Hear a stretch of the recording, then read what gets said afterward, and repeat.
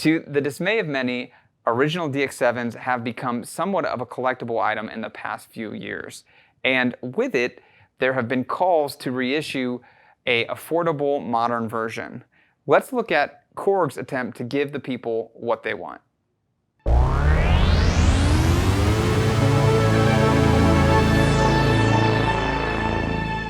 Hi, I'm Zach Marr from Alamo Music here in San Antonio, Texas. You can find us online at alamomusic.com. If you haven't already, hit the subscribe button, turn on your notifications. This is our Alamo Sound Lab channel where we talk about all things music tech related. And today we're talking about the latest Korg Volca, the Volca FM2. And I have to say, while I am not a huge fan of DX7 style sounds, or I do like FM style sounds, but the kind of craze for 80s DX7 vibes, which has, again, been part of the synthesizer revival. Not my cup of tea, but this FM2 is definitely targeted right at that market. And I have to say, it's really, really affordable and sounds incredibly pleasant, and is fairly easy to use like a lot of the Volcas, and really is a great way to get that DX sound in a portable, affordable kind of sound module format. And it's also, the Volca form factor has been discussed in a ton of videos, pros and cons. I think it's still hard to argue with just their affordability and really what they offer for what they are. And the thing I think that makes this really different than the original FM Volca they released is that it's 6-voice, which gives you a lot more to play with and makes it much more usable as an instrument. And I really think it just functions best as a little sound module that you can attach to a keyboard and get these classic FM sounds. It also does other sounds pretty well. I mean, there's a number of, it's got a nice chorus and reverb in here. It's got a great ARP, got a couple of voice modes, got all the original algorithms from the DX that you can access. I believe it's I think it's a 4-operator FM engine in here. So a lot of, and if you want to get into programming, not too hard to program it in terms of the button combinations and where you go to get to different parts. I think definitely easier than programming an original DX. Other notable features that I think are cool for people that are really into that, you can import patches, SysX patches from the DXs, and you can also use some of the kind of like the decks to the editor to import patches into here. So really this is, and it's similar enough in architecture to be able to handle that. So really I think for somebody looking, and this comes under the price of the Yamaha Reface DX, which also sounds great, but I think is different. It's kind of a modern interpretation of the DX. And I think this is also a modern interpretation, but in some ways a little closer to the original. I haven't compared the sound to an original DX. I know the Reface sounds a lot more modern, and I think part of the magic to early digital synths is their grittiness. Volcas are definitely a little gritty just because of the form factor and the audio, the output, and just their kind of cheap nature. And I think that's part of their charm. So I'd be curious to do a A/B comparison at some point, or if someone has, I'd love to hear someone's thoughts. But let's take a listen to it and we'll conclude with some final thoughts.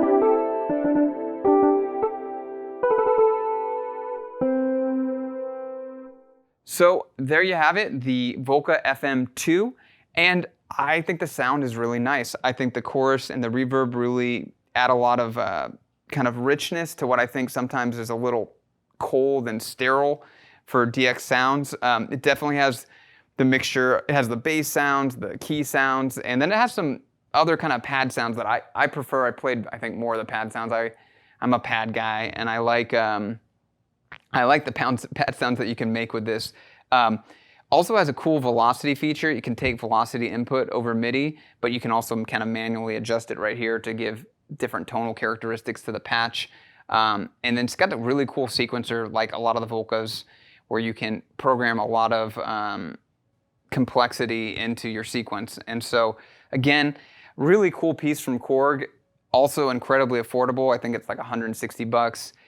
And to get basically a little DX that you can plug in via MIDI and do audio out in a live performance or a studio performance setup, it's probably one of the most affordable hardware versions of the DX palette. So we'll probably do a follow-up video comparing it to a reface and an original DX, because I think that would be interesting.